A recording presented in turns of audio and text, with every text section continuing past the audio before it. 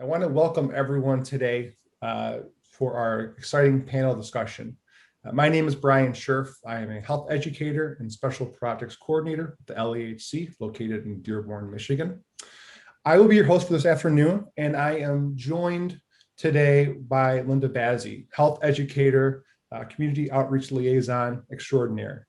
Linda will be working behind the scenes to make sure everything runs super smoothly and also to make sure I don't talk too much. Right, Linda? Right. Thank you. You are doing great, Brian. So before we begin and introduce our guest, I want to remind everyone at home that while we have on today's panel a medical professional, please consult your primary care physician for any medical advice that should be tailored to you. This presentation seeks to empower and inform, but we cannot diagnose or treat anyone's conditions.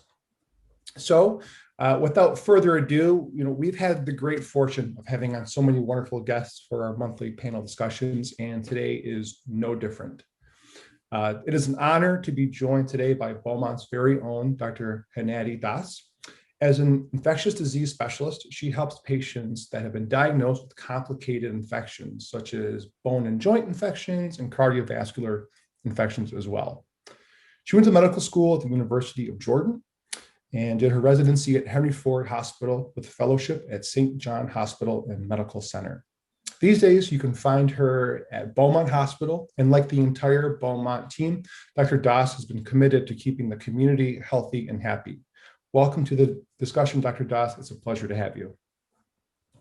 Thank you so much, Brian, for this introduction. It's my honor to be here. And I also like to say that I am the medical director of infection prevention and hospital epidemiology in Dearborn, in Beaumont Hospital. So I'm glad to do this. I see this as an extension of what I do in the hospital, and certainly touches me personally as part of the community in Dearborn. And I would like to be available as a resource, and I hope people take advantage of this discussion and other discussions to make informed decisions about important steps and behaviors in terms of their health, their personal health, and the health of their community. Excellent. Thank you so much. Before we jump into the questions, I want to make sure that we know about LEHC. Our mission is to empower communities one family at a time by advancing the educational, social, health, and economic well-being of Southeast Michigan residents. So that's what we'll be doing here today, is informing and empowering the residents that we serve. So I wanted to start these questions with just a little bit about yourself, Dr. Daas. Can you tell our audience just a little bit more about your background and where you found your passion within healthcare?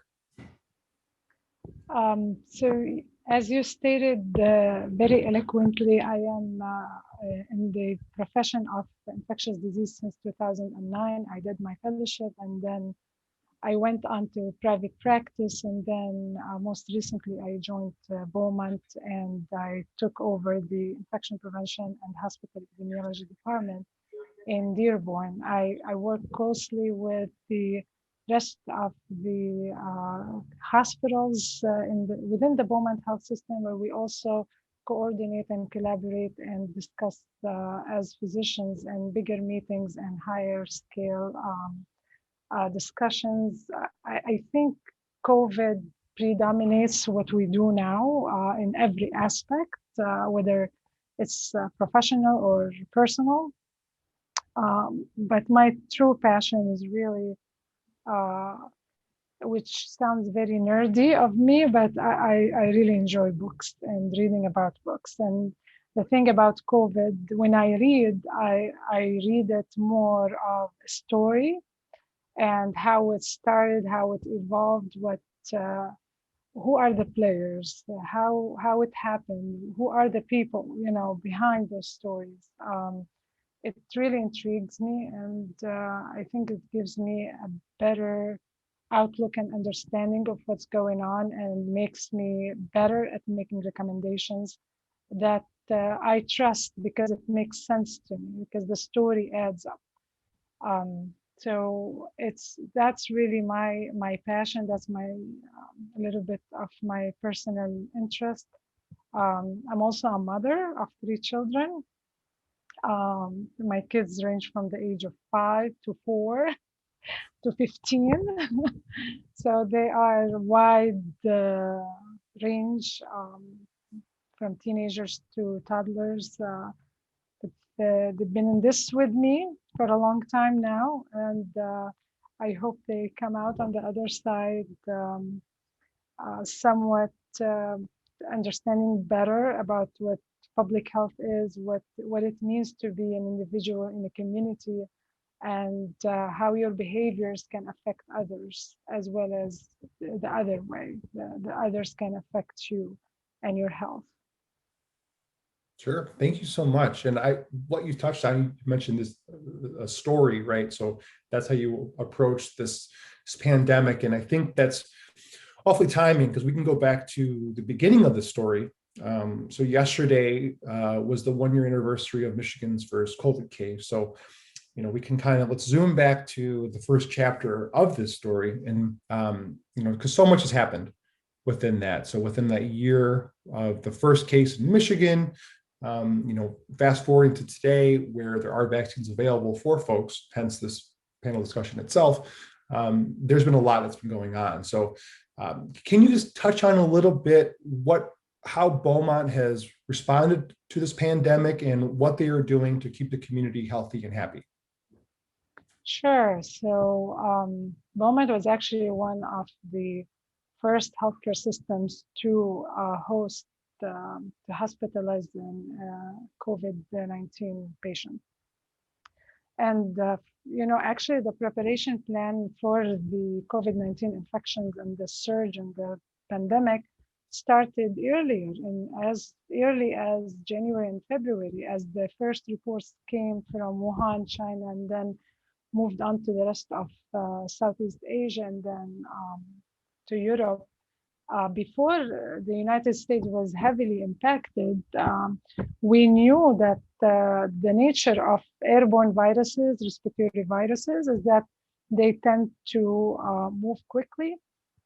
There's an element of globalization. So we know that if there's an outbreak in China, it will soon become an outbreak in the United States. So there is actually a playbook for this. I didn't invent it. There is a manual of the hospitals that calls under emergency preparedness plan, and there's a specific chapters about airborne pathogens, how to stack up on PPE, how to prepare the rooms, how to prepare all the environmental services, the hospital services to deal with the surge of cases, especially the emergency room department, how to actually, we did some preparation in terms of entrances, how to make sure that the COVID patients entrance from a site that will not allow mixing of patients and other visitors or workers with suspected cases. And in the beginning, there was a lot of meetings, a lot of work on the grounds, a lot of committees that are formed to discuss every aspect of the infection, from infection control to running hospital operations, ORs, procedures, codes, all aspects of the routine work of the hospital has to be modified and changed to assure safety and the proper handling of the number of cases that was really unexpected and quickly happened in Michigan in the beginning, in the spring of 2020. Sure. And I think, we are indebted to all the frontline workers and for the whole staff to be able to kind of mobilize that fast and take on those surges that we saw earlier in the pandemic. So, that was super critical to have that and have a partner within Beaumont that can do that. So we're going to bump this question up just because it is it's a little more topical. So today, the European Medicines Agency approved the Johnson and Johnson vaccine that we have now in the United States. And with that, we have one more tool, right, in our arsenal to fight this pandemic. Some folks, you hear news articles or you hear rumblings of folks thinking this vaccine is lesser. So can you just kind of walk us through this vaccine and how it is like a treat to have one more vaccine in our arsenal? Sure. So the Johnson & Johnson is the newer vaccine to be approved by the Food and Drug Administration in the United States. I can actually talk about it while we show the slide that talks about the 4 different types of COVID-19 vaccine.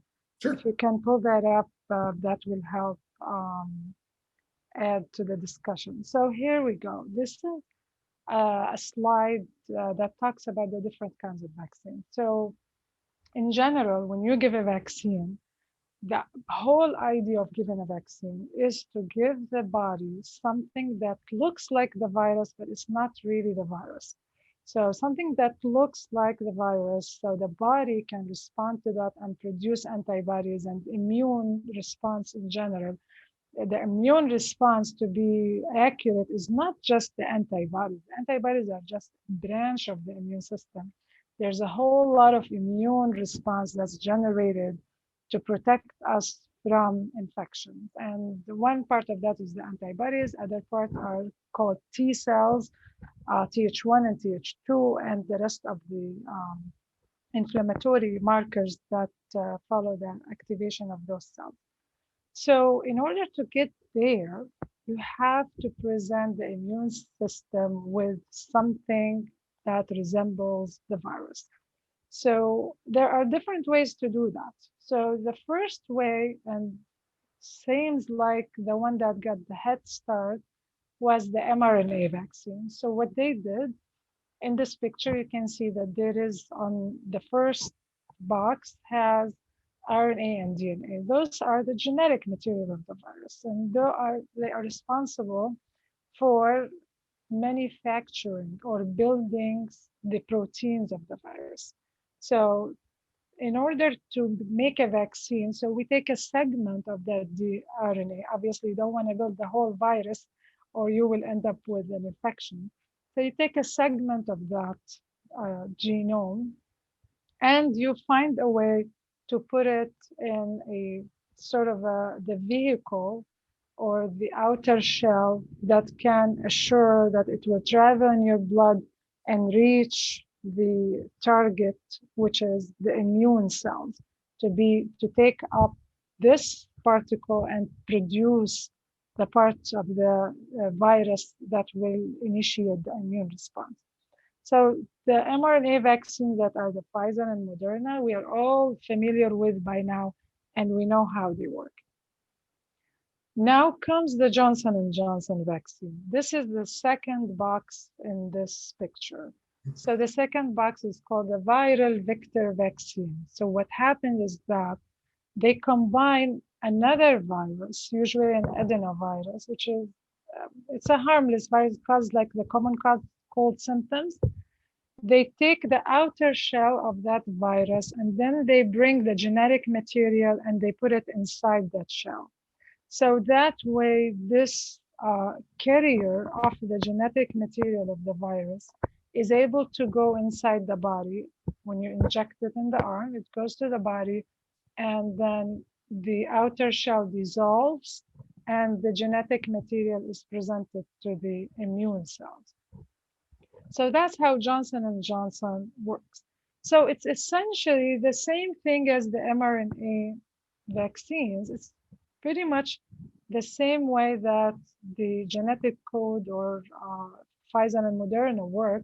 It's just the vehicle is different, and we are presenting a more raw material to the body. So instead of presenting the RNA, we are presenting the DNA, which is the step before the RNA is made. And the end result is the same. The body is taking that genetic material, making up those proteins, showing them to the immune cells who get, you know, primed and stimulated and take up those proteins to start making antibodies. So Johnson and Johnson essentially has a very good prospects because if you want to think about it logically, it's actually doing the same thing and it's doing what you want it to do. Another thing about Johnson and Johnson that they used a more traditional way of making vaccine. So this viral vector vaccine has been around for many years. Some Zika, Ebola vaccines, they use the viral vector vaccine. There's a lot more experience in the medical community with the viral vector vaccine. So those considered more traditional vaccines compared to the RNA, Moderna and BioNTech, Pfizer vaccines. In terms of how effective and safe, so the Johnson and Johnson in their trials, in their studies, they gave the people the shots and then they waited 14 to 28 days to ask people about symptoms. In that period of time, they asked them about a huge number of symptoms. Actually, they even looked at simple rash, not feeling well, dizzy, anything. And they went and they requested a testing and diagnosed them with an infection. So in terms of detecting the cases, seems like Johnson and Johnson, they really did a very good job at detecting those cases. I would even say they went above and beyond to catch cases that probably asymptomatic. You know, I wouldn't say they were even truly representing COVID cases, but they really had a huge list of symptoms on their clinical trial that they really wanted to catch as many people as they could. So they did end up with an efficacy rate that ranges from 65 to 70% on their data that's presented in terms of preventing the infection. But they also had no cases that were, that died as a result of the COVID-19 infection. So that's really a big selling point for the Johnson & Johnson vaccine, that although it did not prevent the case of mild infections, it was very efficient at preventing death and hospitalization and severe critical illnesses, people requiring mechanical ventilation, to be in the hospital for days and days and miss work, miss their family. So that's really a big achievement for the Johnson & Johnson vaccine. Whereas the milder cases, it's really a reflection of how well did you look for the milder cases when you designed the clinical trial. So when you did the study, for example, Pfizer had a list of 9 symptoms on their checklist to see if the patient required a test and if they confirmed a COVID-19 infection after the vaccine. Moderna was a little better. I think they had like a 14 or 15 different symptoms. Johnson & Johnson expanded even more than that. So it's really how much it prevented the infection. It's not really a fair comparison between the 3 trials because each one of them had sort of different criteria to call it a true COVID infection. But the one thing that's the most objective and neutral measure is hospitalization and death, because those are standards along the 3 trials, and they had the same definition in all 3 trials. And that's where the comparison can be more fair and more logical, that all 3 of them did a good job at keeping people out of the hospital and saving lives. Excellent. And you bring up a good point too, where you kind of dive into those studies and look at the method section, and then you can kind of see that they're not being, evaluated the same way, nor is there a template, right, for all three of them where they are going through the same exact study. So I think sometimes when people are hesitant to get the Johnson & Johnson one or look at it as something that is inferior, I think that's one thing that isn't being talked about enough, is that it is effective, it's safe, it's becoming more widely available, and it's something that, you know, that should be celebrated, that we have just one more tool in our toolkit. So And it's a single shot. So let's yes, not forget that. That's a big deal for people who are not able to travel to the healthcare center twice. They have caregivers, they have medical conditions, they have access problems, really. So this kind of solves the problem. All those logistic problems that we had with the two-shot regimen are, you have a solution presented. This is the only vaccine actually in all those four categories that you have on the slide that is a single shot. All of the other vaccines are designed to be given in two doses. So that's a big advantage for the Johnson & Johnson vaccine. sure. Yeah. And I think to that point too, looking at a different standpoint for the folks who have to roll this out and plan the vaccine rollout, having a vaccine that is a single shot, that means you can reach harder to reach communities and not worry about that, you know. So I think just having that in your arsenal is just a gift. And thinking again, it's been 1 year since our first case in Michigan.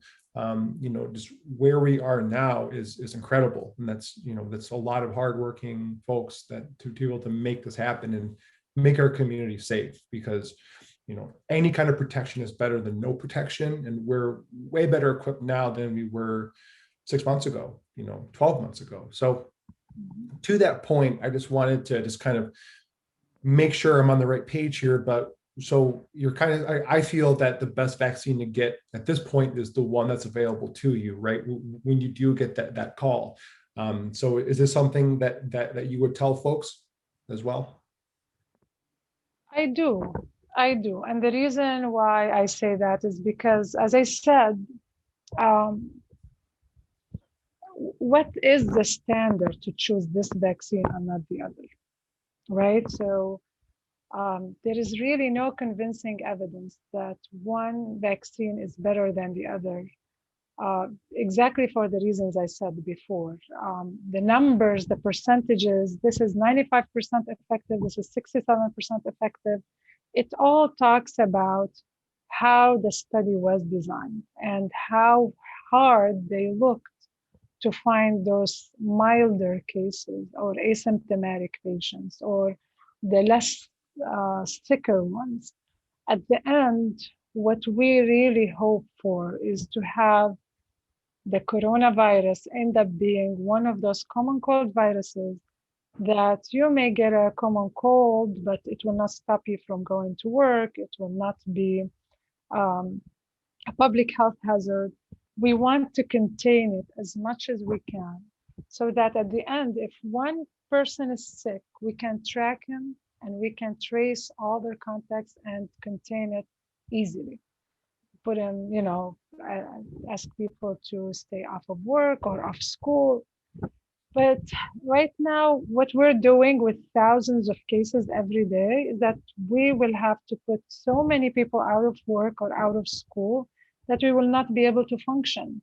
We will not be able to carry on our normal duties towards the society, towards our children, towards our community.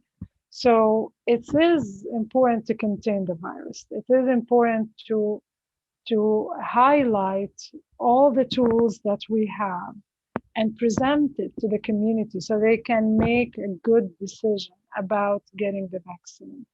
So if I give the Johnson and Johnson to 80% of the population, I'm good.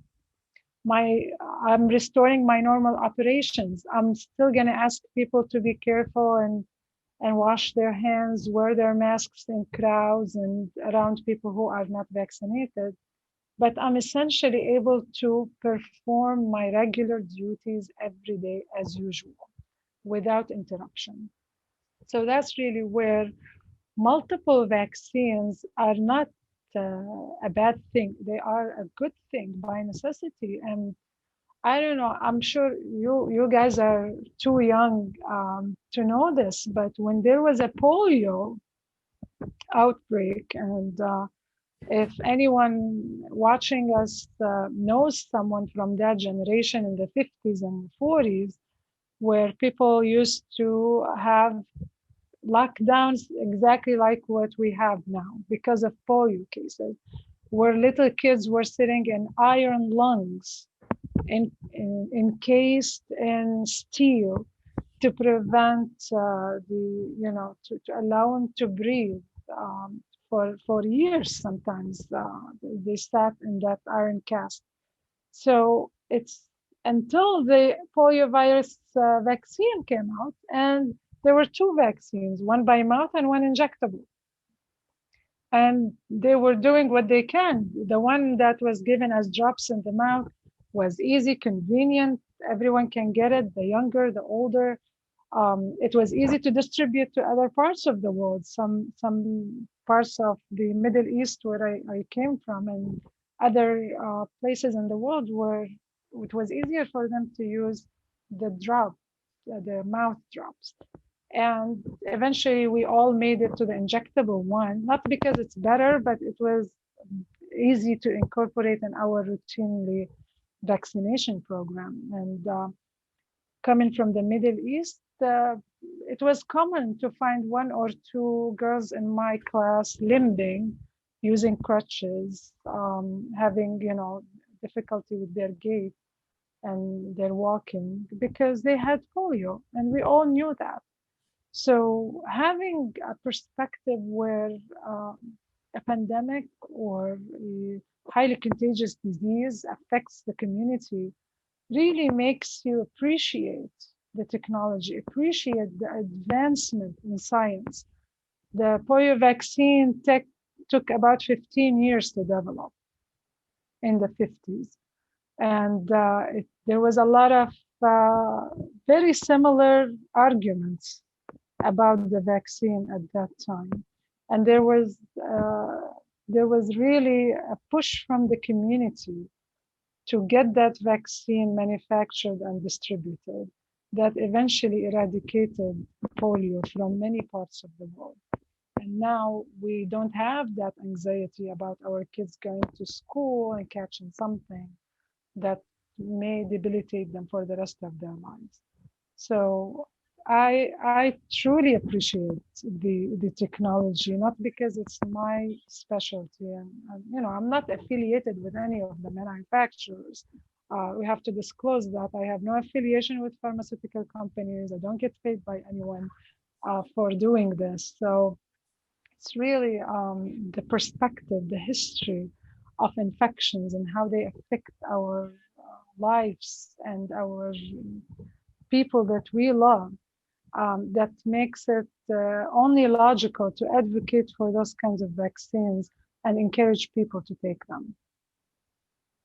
Yeah, excellent. Yeah, I think you're right too. Folks forget about, this isn't the first time we've endured a pandemic. So, and there's you can look at various parts of history where you are seeing some similarities. There are some parallels from then and now. I do want to touch on the side effects and allergies in 1 second, but I was informed by Linda that we did have a couple of questions pertaining to what we just talked about in the Facebook chat. If you wouldn't mind answering those, Dr. Daas. Linda, do you want to let us know what they are? Yes, so that is going to take us into our segment of side effects. So the questions, so first of all, we have Thomas who says, thank you, Dr. Daas. And then we have Teresa who is asking, are people experiencing similar side effects or reactions to the Johnson & Johnson vaccine, or are they same as Moderna and Pfizer? So it's the Johnson & Johnson vaccine that the side effects that I reported are similar to those in the mRNA vaccine in terms of soreness at the injection site. Some people may get more systemic symptoms, headache, pains, and aches, fevers. but the frequency was low. And the reason for that is because in the mRNA vaccine, BioNTech and Moderna, the rate of serious reactions or more systemic reaction like headache, fevers was more common after the second dose. So there may be some differences in the numbers of people who got the sort of that reaction to the vaccine in the mRNA vaccine category compared to the Johnson & Johnson, because the mRNA is 2 doses and the second dose is the one that usually gives people more side effects. Just because they are prime. Actually, the other name for the way they give the mRNA vaccine is prime boost.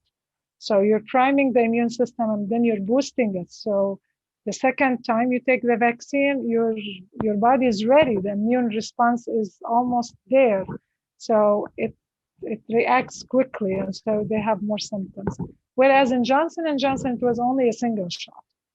So the immune response happens and that's it. It continues and it doesn't have that booster phenomenon. Uh, but it's difficult to assess because when they selected the vaccines for the mRNA, they actually selected the ones that does not cause that many side effects in elderly people between the age of 65 and 85. So they tried multiple doses of the mRNA vaccine, Moderna and Pfizer. And this was actually the most benign one and tolerated one in the older age group. And actually, that's something I heard frequently from my patients, that the older patients, they did fine with Moderna and Pfizer. It's all the younger people who tend to have more reaction when they take the vaccine. So that's something to keep in mind. The Johnson & Johnson is still early in its rollout, so we have to see what the real life situation is like. But from this study, they reported very small numbers who had systemic side effects. Thank you, Dr. Daas. And then we have a comment from Shirley who says, great information, appreciate information about the new Johnson & Johnson vaccine. And then we have a question from Rola, who is asking, in what cases should we not get any of the vaccines? And she also asks if there's a difference between the side effects for vaccines, but I think you've already answered that one. So I guess the question is just what population group should not get the vaccine? Or is there a population group that should not get the vaccine? So those who should not get the vaccine are essentially, no one should not get the vaccine. There should be precautions with the vaccine. For example, those who have anaphylaxis or severe allergic reaction to foods or drugs, and they desire the vaccine, there is no problem with that. They can take the vaccine as long as they take it in a clinic from the hospital. And Beaumont has a designated clinic with first responders, pharmacists, and doctors on site to monitor for 30 minutes after the dose and administer any necessary medication if an anaphylaxis reaction happens. So in terms of contraindication, that the person who is not supposed to get it, is really no category that fits that description. But there are people who should get it with precaution, such as those with anaphylaxis or severe allergies. And there are groups of people who were excluded from the studies. So they were not studied in large numbers so that we can establish that those patients will benefit from the vaccine. And those are the children and the pregnant women. So they were excluded for ethical reasons, because when you are rolling a vaccine for the first time, you are supposed to protect the vulnerable populations, the children and the pregnant women who may have implications that we don't know about. But uh, uh, interestingly, COVID vaccine is the Pfizer vaccine is authorized in children age 16 and above. And in some parts of the world, they actually expanded that to 15 and above. And they were giving the vaccine to those children age group with no problems. No reported side effects, no reported casualties or any serious reaction. And interestingly, also, many pregnant women, thousands of pregnant women have taken the vaccine. And so far, no reported issues. I have to point out that there is a systematic way for examining all the side effects of the vaccines. We have two different reporting systems in the CDC, one called VAERS, which is the Vaccine Adverse Event Reporting System, and the VSafe, which is the vaccine safety application that is used to ask patients directly about their experience with the vaccine. The VERS is more for specialists, doctors, healthcare workers, public health workers who want to report a significant event after receiving the vaccine. And there are many events that are sent to the CDC to investigate, and there are physicians who work with the CDC every day to review those cases and decide if it's related to the vaccine or not. And so far, there has been no case attributable to the vaccine that made it to the significant level.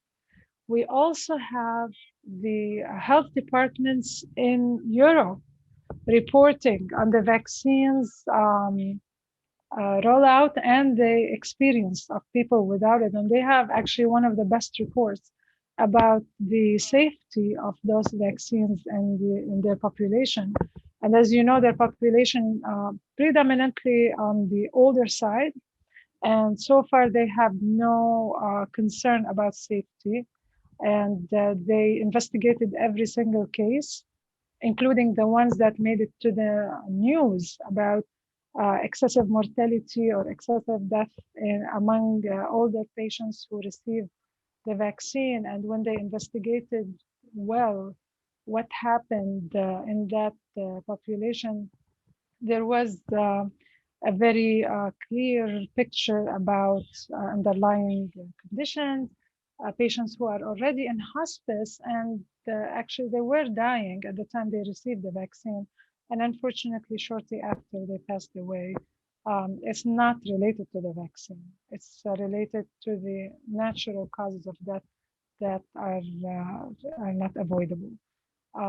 But so far, there has been a consensus from different countries around the world that the vaccine is safe and effective. All right, thank you so much, Dr. Daas. So Rola says, thank you for the information and that it was very helpful.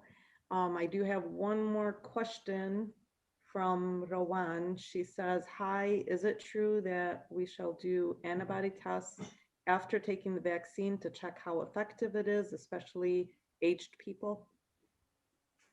That's a very good question, actually, and we get asked that a lot. And the answer is no. We should not do an antibody test and should not look for antibodies, and we should not expect the antibodies levels to tell us whether someone is immune or not, or whether they need the vaccine or not. And the reason for that, as I said before, that the immune system responds in multiple ways and in a very complicated way to the vaccine.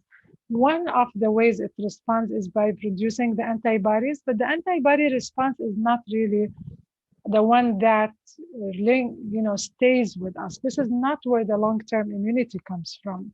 There is something called memory cells and T cells. And those cells are the ones responsible for the long-term immunity and the long-term effects of the vaccine.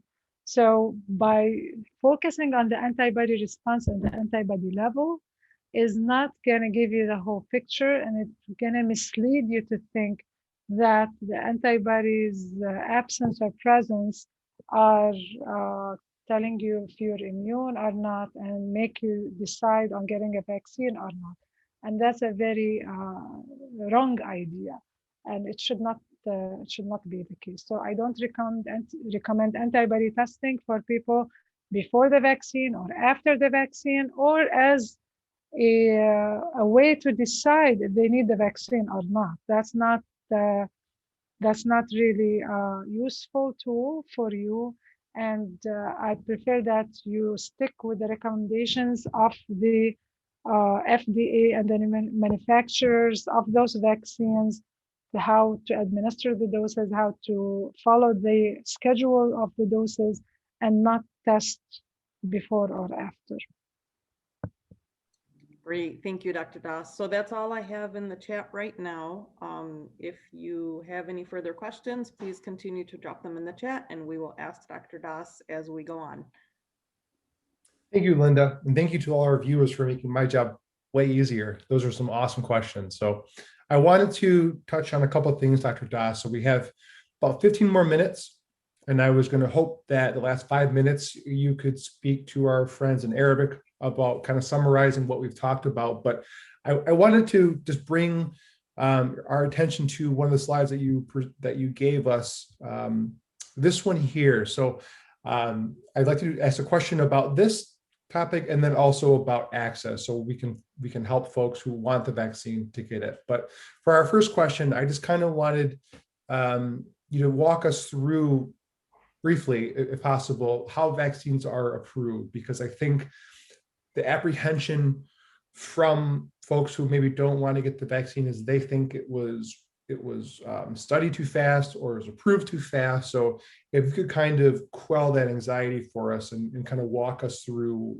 how safe this vaccine is and all the steps that took place. Sure. So the vaccines go through several stages before they are approved.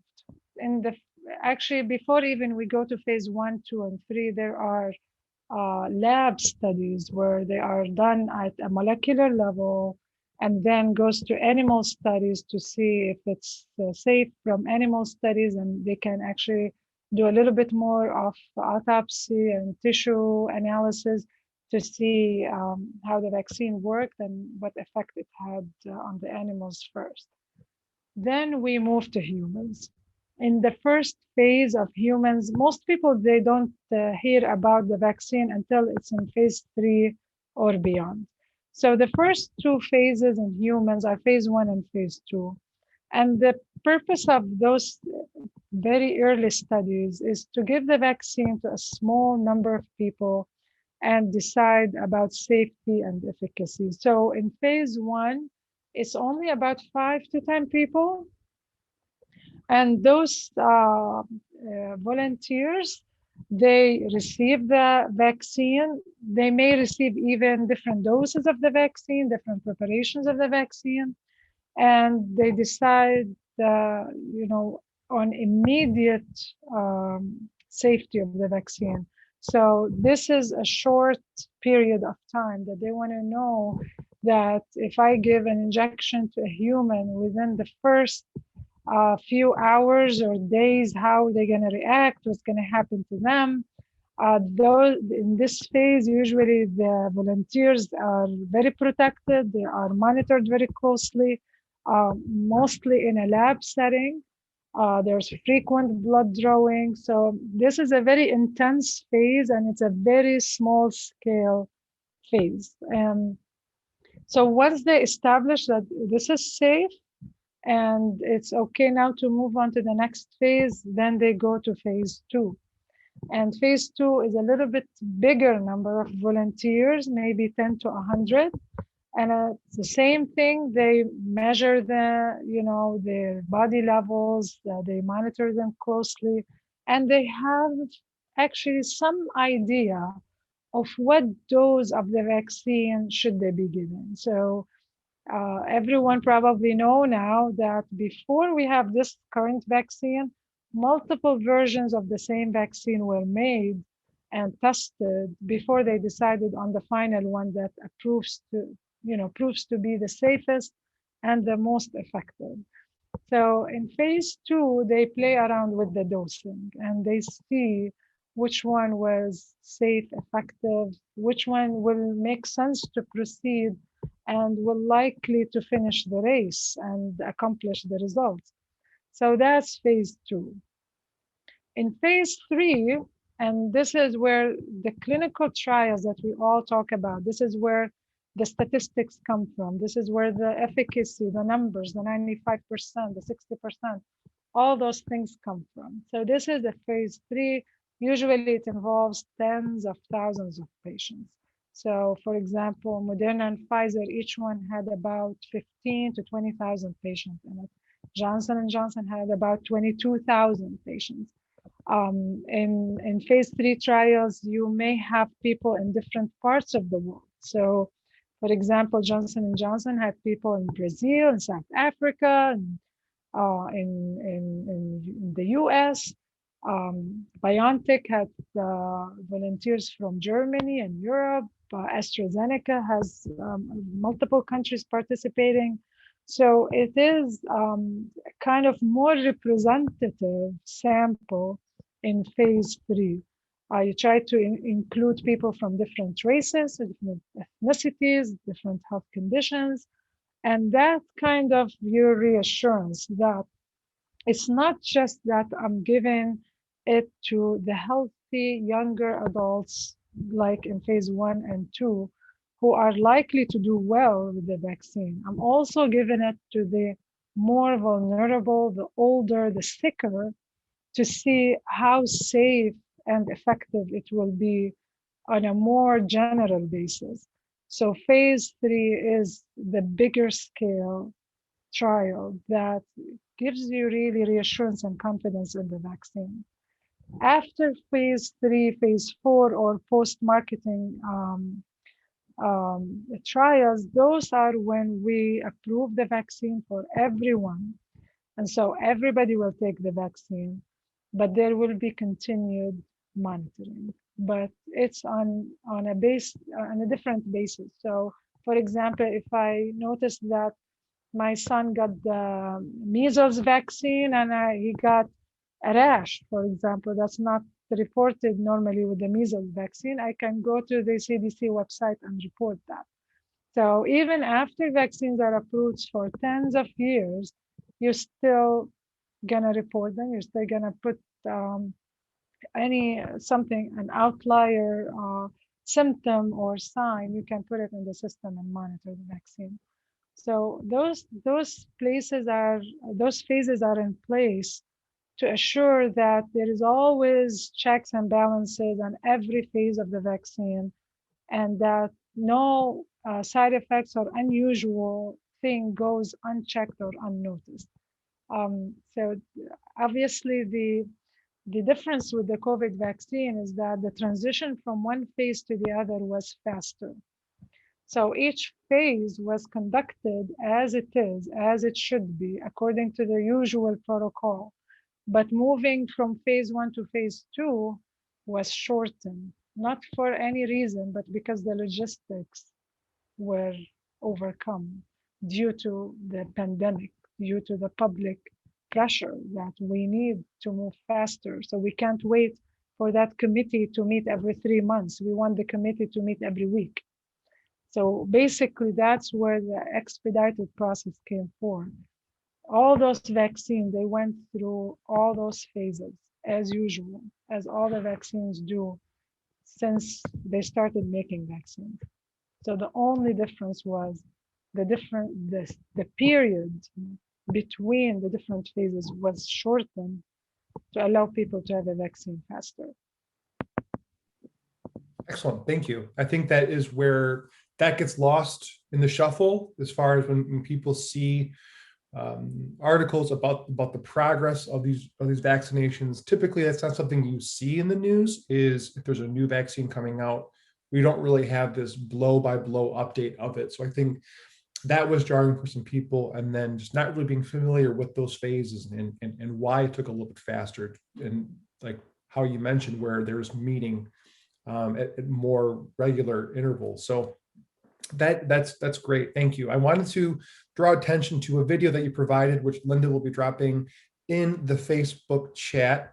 Let me find it. It is right here, The Road to the Vaccine. It's an excellent video from the World Health Organization. So she'll put that in the chat too. That really kind of spells it out too, in a fun little video. I wanted to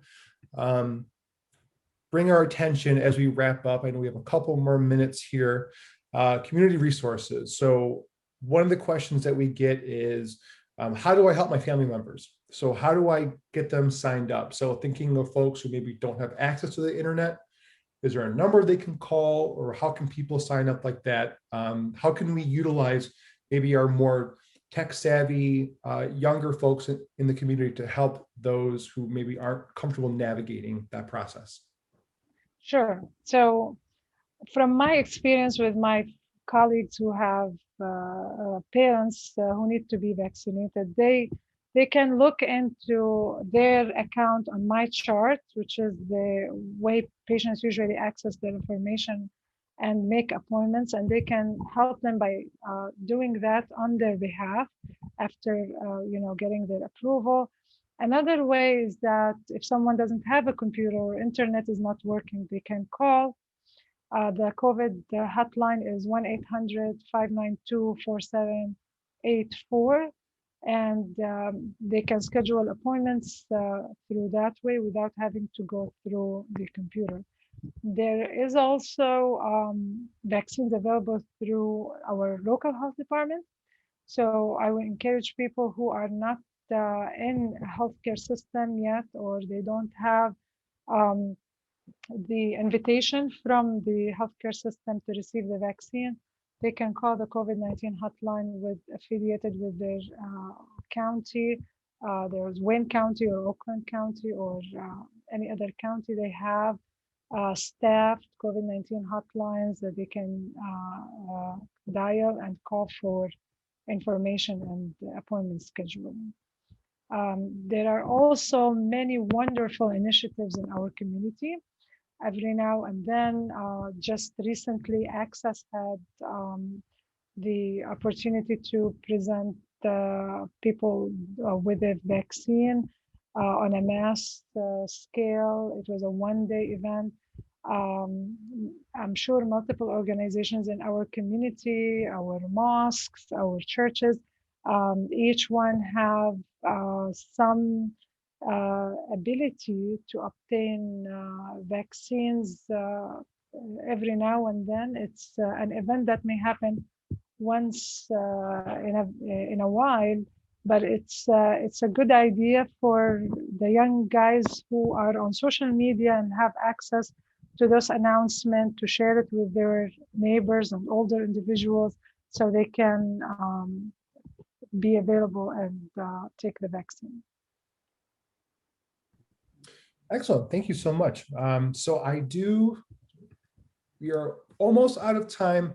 So I did want just to make sure that we had enough time to speak to folks who speak Arabic to make sure that they get a little bit of information. Linda will be dropping a few resources that were provided from Beaumont about the vaccine, about how safe it is and things like that. And before we do that, I just want to make sure folks to encourage them to follow us on Facebook. This conversation will be rebroadcasted in many different formats, so you can follow us on our social media handles to be up to date on this conversation, any follow-up resources from this conversation, and then for future panel discussions in general. So I'm going to stop sharing my screen, and I was hoping that maybe you could kind of touch on why the best vaccine to get for COVID is the one that's available. You can touch on how safe and effective these vaccines are and how they can help family members. So if you can just speak to the folks in Arabic for that, that'd be awesome. Brian, I'm sorry. I have one more question, if we can just answer it really quickly. It comes from Rola. She's asking if it's true that you have to wait 30 days after taking the vaccine to get another vaccine or to do procedures that require anesthesia. So in terms of procedures that require anesthesia, there's no waiting period. Some it's really a conversation between the patient and their physician. There may be other reasons to wait other than receiving the vaccine, but in terms of the vaccine itself, it does not interact with medications or anesthesia medication.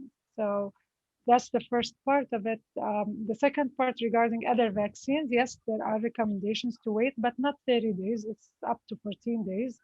And there is a priority situation. So if someone gets injured and they have to have the tetanus shot and it's an emergency, then they have to take the tetanus shot and the COVID vaccine can be scheduled at the 14 days later on. If someone is doing this on a more elective basis, they can make sure they talk to their physician about the priority. What is the priority now? If they are doing something for health maintenance, that can wait, and the priority is for the COVID vaccine at this point. So it varies from situation to situation, but usually the number is 14 days between shots and not necessarily a waiting period for those who are undergoing procedures, but more of individual factors according to the surgeon or the physician they're working with. Great, thank you so much. You're welcome. All right, thank you, Linda. That was an excellent question. So if you could, Dr. Daas, just touch on maybe some key points talking about vaccine, how it's safe and effective, and maybe how they can help their family members get signed up for the vaccine. And as a reminder, Linda will be dropping in some resources too for folks to be able to download and distribute. Sure. So shukran Brian, shukran Linda. For all those who are listening now, I'm gonna switch to Arabic. أنا هنادي دعاس، أنا واحدة من أطباء الأمراض المعدية والحميات في مستشفيات بومونت بديربورن. اليوم كان لي الشرف إني أحكي عن الكوفيد فاكسين، وحبينا نتواصل معكم نعرف شوي منكم شو بتحبوا نحكي. أهم الأسئلة اللي وصلتنا كانت إنه هل المطعوم ناجح وناجع بمنع الإنسان إنه يصاب بالكوفيد 19 فاكسين، وهل هناك فروقات بين أنواع المطاعيم المختلفة بالأخص جونسون أند جونسون إلى بايونتك وموديرنا اللي هن صاروا نوعا ما الأقدم على الساحة، ولكن الأبحاث كلها عم بتفرجي إنه الجونسون أند جونسون المطعوم الجديد هو مطعوم فعال وناجح، والكثير من الدراسات أثبتت إنه يمنع الإصابات الخطيرة من المترتبة عن الإصابة بكوفيد 19 وتمنع الوفاة. وهذا مؤشر مهم جدا عند الحديث عن المطاعيم بشكل عام وعن مطاعيم الكوفيد، لأنك من أهم الأشياء التي نحاول فعلها عن طريق هذه المطاعيم إن نمنع الضغط على المستشفيات والمؤسسات الصحية والسماح للناس بممارسة حياتهم الطبيعية بأكبر قدر ممكن. ومهما كان نوع المطعوم، ما دام هذا المطعوم يوفر فرصة للناس لتجنب الدخول إلى المستشفيات يعني إنقاذ حياتهم ومساعدتهم على البقاء بصحة أفضل، فهو مطعوم جيد ويوافي المواصفات اللازمة ليتم عرضه على الناس وإدخاله إلى المنظومة الصحية.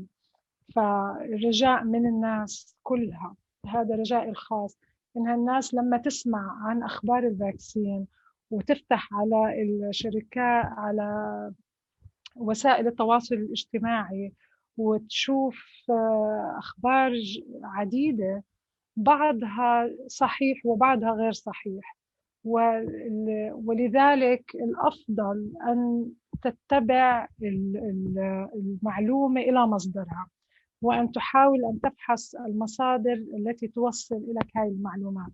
فعلى سبيل المثال في أمريكا المصدر الصحيح لهذه المعلومات هو ال FDA وال CDC، وهناك المصدر العالمي وهو ال WHO أو منظمة الصحة العالمية.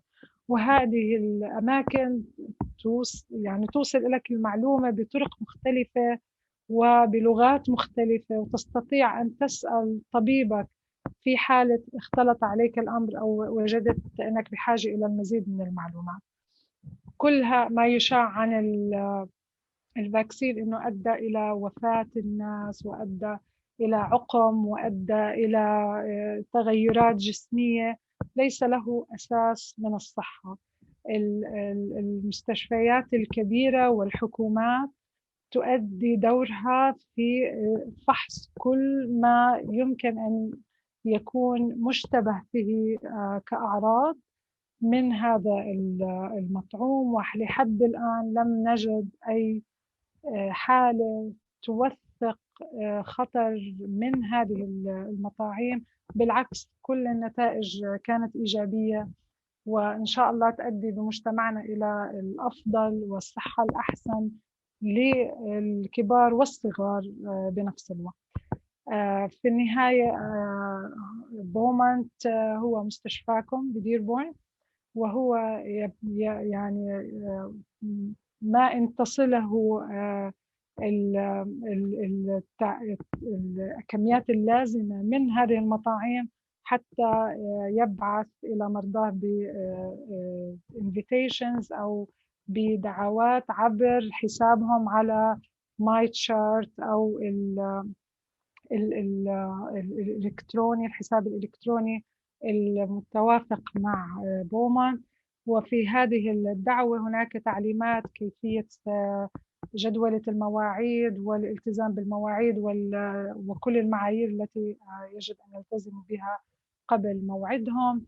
ولكن في حالة لم يكن عندك حساب إلكتروني مع بومانت، أو لم تكن من الناس اللي يستطيعون أن يتعاملوا مع هذه التكنولوجيا، هناك رقم تليفون الذي تستطيع أن تستعمله للحصول على هذه المعلومات. الرقم سأعيده باللغة العربية لكل الناس اللي يعني بيحبوا يسمعوه، هو 800-592-4784 800-592-4784. وهذا رقم يوصلك إلى كل عيادات بومنت التي توفر مطعوم الكوفيد. ونتمنى لكم السلامة إن شاء الله، ولأهاليكم ولمجتمعكم. ونحن موجودين كبومنت، وأنا شخصيا متواجدة معكم من خلال هذا اللقاء، وإن شاء الله في لقاءات أخرى في أي مناسبة يعني للحديث عن هذه المطاعيم وعن أي مواضيع صحة عامة تخطر على بالكم. وشكرا على هذه الدعوة. I want to thank Brian and Linda for their hard work and for the invitation and for collaborating and coordinating efforts to reach you at this point.